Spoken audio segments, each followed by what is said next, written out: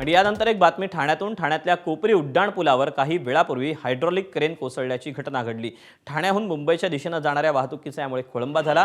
कोपरी उड्डाणपुलाजवळ साकेत उन्नत मार्गाचं काम सुरू असताना ही घटना घडली। वाहतूक विभागाकडून वाहतूक सोडवण्याचे सध्या प्रयत्न सुरू आहेत।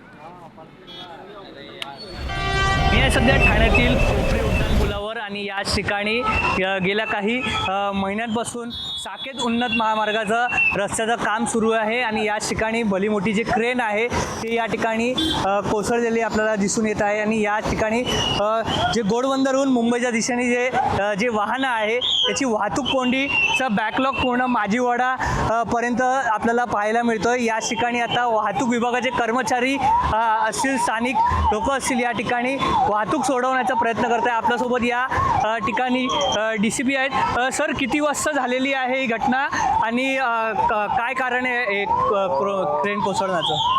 4च्या दरम्यान ही घटना घडलेली, पाऊण तास झालेला हे करायचं। तर क्रेन म्हणजे या ठिकाणावरनं क्रेन तो काढून घेत होता, त्याच्यातनं त्याचा टेक्निकल काही प्रॉब्लेम इश्यूज झाले म्हणून जॅक काढला आणि त्याची क्रेन स्विंग झाली, त्याच्यामुळे क्रेन टील झाली। आता आपल्याकडे 2 क्रेन जे कॉन्ट्रॅक्टर आहे त्यांनी 2 क्रेन मागवल्यात।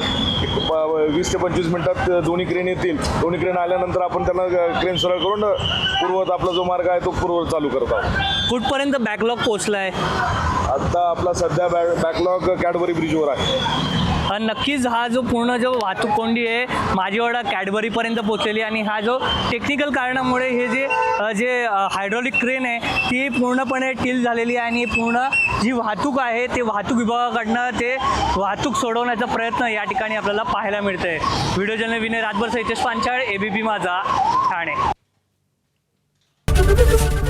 ABP माझा, उघडा डोळे बघा नीट।